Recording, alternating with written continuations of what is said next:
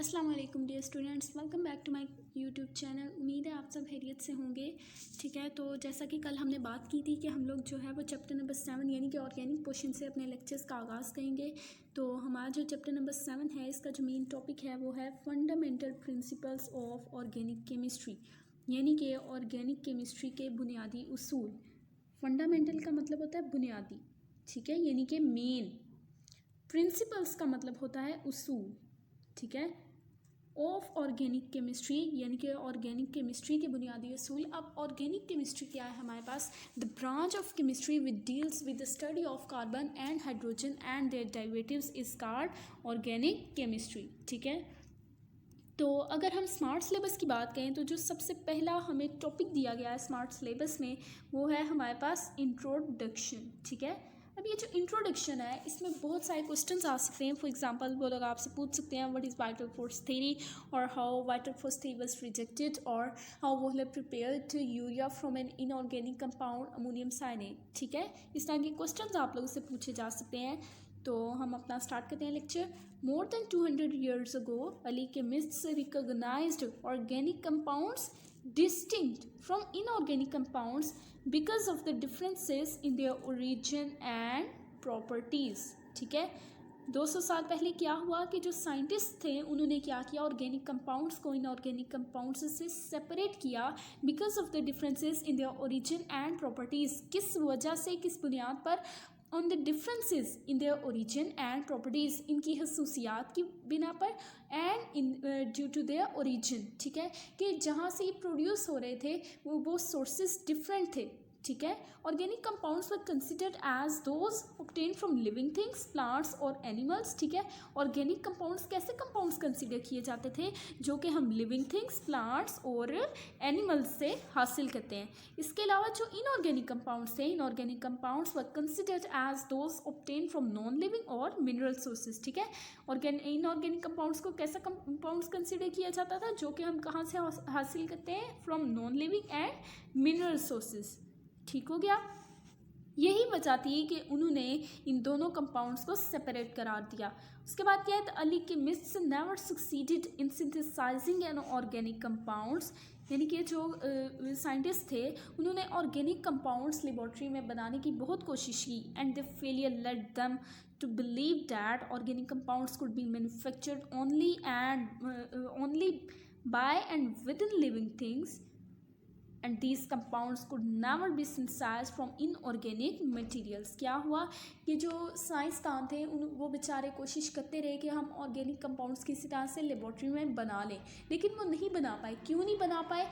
क्योंकि जो organic compounds थे according to them they are formed by vital force. ठीक है, यानी कि जो ऑर्गेनिक कंपाउंड्स हैं उनमें एक वाइटल फोर्स प्रेजेंट होती है, और वो जो फोर्स होती है वो लेबॉर्ट्री में हम सिंथेसाइज नहीं कर सकते। यही वजह है कि साइंसदान ऑर्गेनिक कंपाउंड्स बनाने में फेल हो गए। ठीक है, क्या हुआ?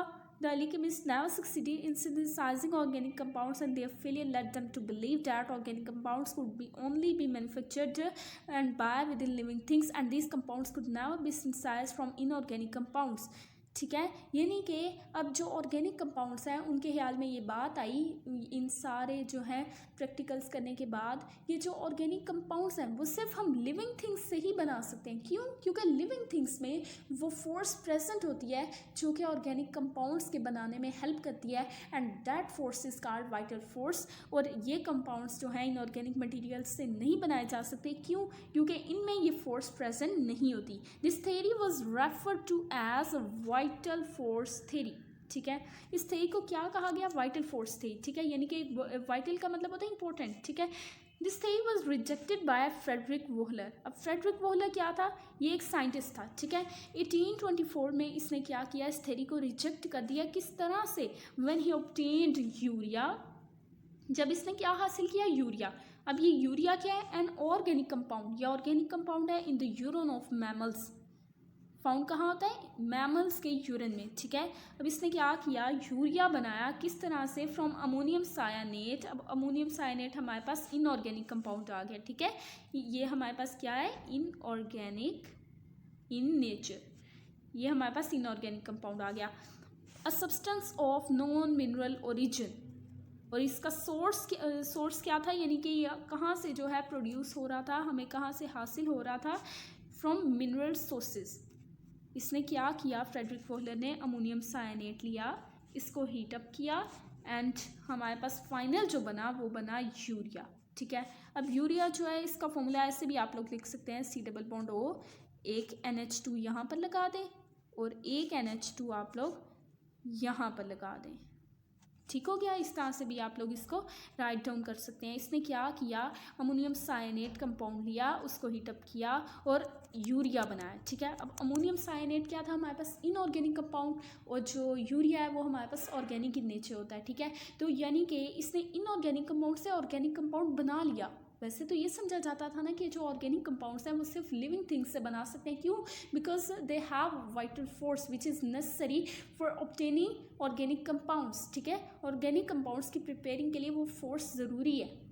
तो वो, लेकिन ये रिजेक्ट कर दी गई थी थ्योरी, किस वजह से, जब इसने क्या किया, अमोनियम साइनेट यानी कि एक इनऑर्गेनिक कंपाउंड से ऑर्गेनिक कंपाउंड यूरिया बनाया, तो ये जो हमारी थ्योरी थी ये रिजेक्ट हो गई।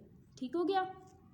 तो अब मेन बात, ठीक है, अब आप लोग सोच होंगे अमोनियम साइनेट इसने डायरेक्ट लिया होगा, ऐसी बात नहीं है। सबसे पहले इसने क्या किया, इसने लिया NH4Cl।